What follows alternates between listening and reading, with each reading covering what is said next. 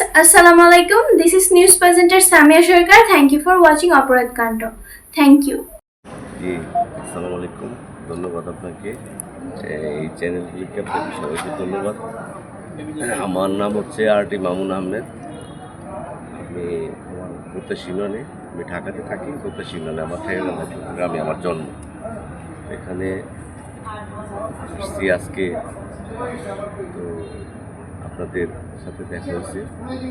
আমি বলতে চাই আসলে এখানে যে মনোহরদী উপজেলায় অত্যন্ত শান্তিপ্রিয় আছে, খুবই জনগণ খুব শান্তিতে আছে।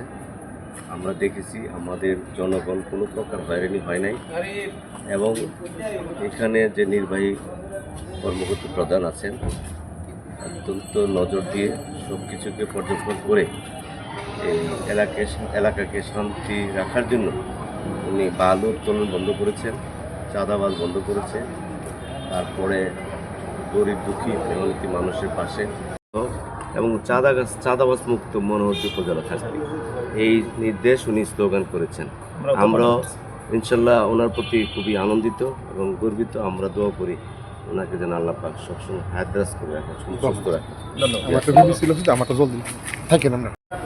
এই অনুষ্ঠান আসার পর থেকে আমাদের এই মনোহরদী উপজেলার আইন শৃঙ্খলা খুবই সুন্দর।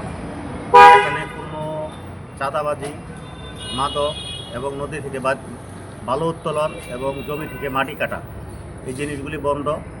এই টোটালি উনি বন্ধ করেছেন এবং উনি সার্বক্ষণিক টহলের মাধ্যমে এই জিনিসগুলি তদারকি করেন, এবং উনি সেলাই মেশিন এবং এই কম্বল বিতরণ বিভিন্ন অনুদানের মাধ্যমে সকল এলাকার জনগণের খোঁজখবর রাখেন এবং উন্নয়নমূলক কর্মকাণ্ডের সাথে উনি সম্পৃক্ত।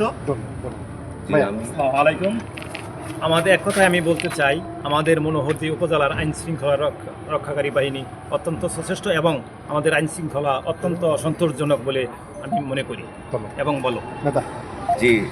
আমরা নিজেরা মেপে তাদেরকে ডেকে এটা বুঝিয়ে দেওয়া হয়েছে, ডিমটা যাতে সুন্দরভাবে এই মানে ডিমের ওজন এবং হচ্ছে যে ডিমটা যাতে কোনো ফাটা না থাকে এই বিষয়টি তাদেরকে বলা হয়েছে। এছাড়াও যে দুধ যেটি আছে, দুধটা যাতে রেগুলার যাতে সরবরাহ করা হয়, এবং কলাটাও যাতে হচ্ছে যে 100 গ্রামের নিচে যাতে কোনোভাবেই যাতে না হয় সে বিষয়ে তাদেরকে নির্দেশনা দেওয়া হয়েছে। যেহেতু প্রাথমিক পর্যায়ে এটা শুরু হয়েছে, এটি অনেকেরই বুঝে উঠতে বা হচ্ছে যে এটি যে জায়গা থেকে সাপ্লাই হচ্ছে সেই জায়গাটা থেকে তাদের কিছু লিমিটেশনস এসেছে বলেছে, আমাদেরকে তারা জানিয়েছেন। কিন্তু আমরা আশা করছি ইনশাল্লাহ অতি শীঘ্রই আমরা কিন্তু এটিকে সুন্দরভাবে উপজেলার প্রত্যেকটি জায়গায় এই জায়গাটা থেকে আমরা কাজ করতে পারবো এবং হচ্ছে যে এই বিষয়টি নিশ্চিত করতে পারবো। আর তাদেরকে এটিও বলা হয়েছে যদি এই বিষয়ে কোনো অনিয়ম পাওয়া যায় এই বিষয়টিতে কিন্তু আমরা আইনানুগ ব্যবস্থা গ্রহণ করবো এবং হচ্ছে আমাদের ঊর্ধ্বতন কর্তৃপক্ষকে অবহিত করবো। আপনারা জানেন যে আমাদের এখানে যে রাস্তাঘাটগুলো উন্নয়ন হয় তার মধ্যে কিছু অংশ আমরা এলজিইডির মাধ্যমে, এডিবির মাধ্যমে আমরা কাজ করি, কিন্তু মূলত যে বড় বড় যে রাস্তা সেই রাস্তাগুলো সংস্কার কাজগুলো সম্পূর্ণ জেলার মাধ্যমে টেন্ডারের মাধ্যমে সেই কাজগুলো সম্পূর্ণ হয়। তো আমাদের এখানে ছোট ছোট যে রাস্তাগুলোর কাজ এসেছে টিআর কাবিখার মাধ্যমে এবং এডিবি প্রকল্পের মাধ্যমে আমরা কিন্তু অত্যন্ত সুন্দর এবং সুষ্ঠুভাবে আমরা সেই কাজগুলো সম্পন্ন করার চেষ্টা চালিয়েছি।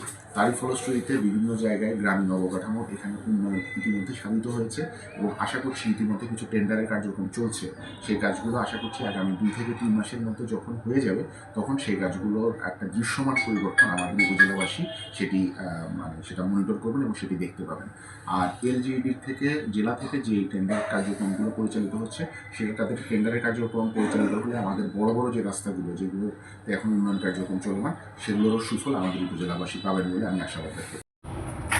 আসসালামু আলাইকুম। মনোহরদী উপজেলা নির্বাহী কর্মকর্তা বসিও প্রশংসা করেন মনোহরদী এলাকার বিভিন্ন রাজনৈতিক নেতৃবৃন্দ, সাংবাদিক এবং সুশীল সমাজের ব্যক্তিবর্গ। ওনার নেতৃত্বে মনোহরদী উপজেলা উন্নয়নের